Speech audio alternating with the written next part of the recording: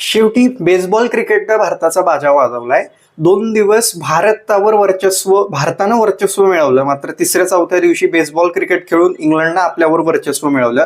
पण फक्त बेसबॉल क्रिकेटच खेळलेत का ते तर मुळात नाही.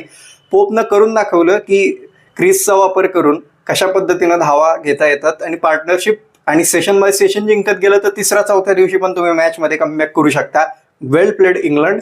पोप आणि हार्टलीनं जो हार्ट केलंय फॅन्सला ते अवघड आहे. कारण की पहिल्याच डेब्यू मॅचमध्ये 6 विकेट, ते पण भारतासारख्या ठिकाणी घेणं कमालीची गोष्ट आहे.